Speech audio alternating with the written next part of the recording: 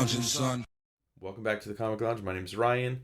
Back doing some Halloween stuff for the month of October, and obviously this is more of a lighthearted look at Halloween. This is an Archie Halloween Spectacular from a couple years back. I was going through some of my boxes, and this just kind of stood out. I was like, you know what the hell? Why not throw this on the channel? Kind of go through it. I love Archie. I'm also realizing as I'm saying this that I don't really think I've covered much Archie on the channel, so I'm glad this is changing that, and I will definitely be going through some of the classics as well. I'm a huge fan of, the best of Harry Lucy that IDW put out a few years back in those nice hardcovers. I got some of the deluxe hardcovers that Archie put out with, the best of, so definitely be on the lookout for that. But for today, just wanted to, quickly just, show off, the fun side of Halloween. Because sometimes, it's nice to just read like a fun, lighthearted story, especially, I love going to Archie and getting some digests, getting some old issues. You get these short, this book alone has 3 stories in it, and it's fun, like Archie's telling a ghost story to Betty and Veronica. They get scared, somebody pops out, right? And it ends up being Reggie. Real quick though, Francis Bonnet, Jeff Schultz on pencils, Jim Amash on inks. That's the creative team on this first story. But you see Reggie come out, and so then the rest of this is about Archie wanting to get him back. And then he ends up eating shit, And then he wants to go dress up in costume. Can't afford it. But what does he do? He takes the scarecrow up and he's gonna scare Reggie, but yet again, things never go Archie's way, so he gets a crow comes over and knocks him out of the tree. And as they're sitting, as he's sitting there and Reggie's laughing about it, this ghost comes up, and then they both get scared. But it ends up being Betty and Veronica because they too wanted to get Reggie back. Just a fun little story. I love these. They're the only problem I have is that I wish that we had more than we get a single issue special like once in a while. You'll get a summer, a Halloween, or spring, or you'll get these one-offs, but there's no monthly Archie comics anymore. The only thing you can get are the digests, which are great, but I do miss getting to see these on the stands. I think that they're just perfect for everybody. All ages. They're funny. There's a wholesomeness about it that you can't get with other titles. And it doesn't feel like a kid's book either. It feels like just like that perfect balance for what an all ages comic should be. Next story is by George Gallagher and Bob Bowling. Again, Jim Amash.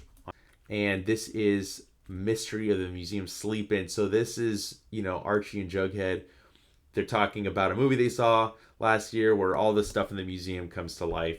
So they are wondering if, what a weird experience that would be. And, Jughead's cousin works at the museum cafeteria, so he's like, oh, I can sneak you in.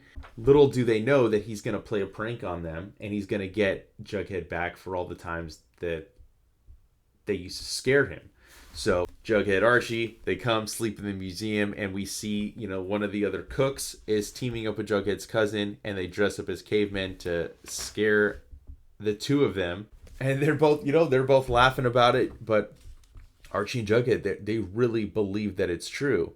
And as they're telling Jake, Jughead's cousin, about it, he's like, oh, you guys must have been dreaming. There's no trace of a fight or anything. And he's like, well, we'll bet you a meal that the statues here can move. So they take the bet, and Jughead, as they're leaving, Jughead goes back and overhears them joking about the prank they played, and then Archie and Jughead are going to get them back. So they see that there's this new exhibit with, famous presidents. They get Reggie and Dilton in on it, and they're going to dress up, prank them themselves so that Archie and Jughead can be in there without being in the costumes themselves.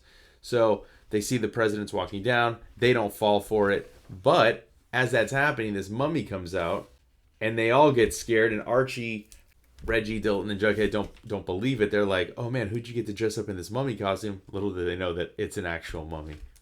So just again, another fun story. Get a little. And then we have Archie and Friends Monster Bash, and this one is by Dan Parent. Probably the name I most associate with Archie Comics right now in terms of like a writer, artist, cartoonist, creator. He's definitely probably the most consistent Archie artist, I would say, on the newer stuff. And dude, again, Jim and Mosh on inks.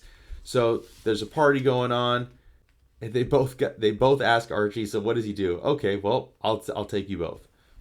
Somebody's spying on them in the corner, and they don't know who it is. As they get ready to go to the party, somebody keeps lurking outside. Archie and Jughead getting ready. Veronica, see the silhouette. She's freaked out. Betty's getting dressed again. She gets freaked out, and we see everybody getting to the party. Betty tells Archie to meet up. Veronica tells Archie to meet her at the punch bowl at a certain time. Then Betty does, and he doesn't know what to do. Another conundrum that Archie's in, which always happens to him. And he sees that it's 10. He's got to meet them over there. But then we see this like witch lady coming up.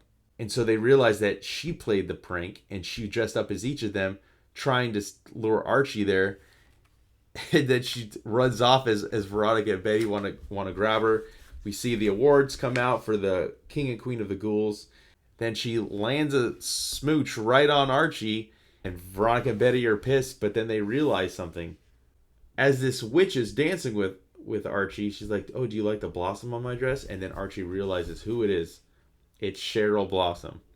Another fun story, here we go again. Get that smirk off your face, Archie. So just a great Halloween book, fun, lighthearted story. But then as we leave, I like this little like comic strip type thing that they did with the Archie Zone. Henry Scarpelli and Stephen Oswald did this, so this is cool too. I don't really think I've seen black and white Archie comics, but fun little story where Archie's he's in the place of the narrator. Jughead's about to miss his flight, and he keeps seeing a sundae out there. He's so hungry, he's got to have it, but then it gets destroyed. Hunger, a primal instinct, one that can only be magnified in the Archie Zone. So, fun little Halloween comic.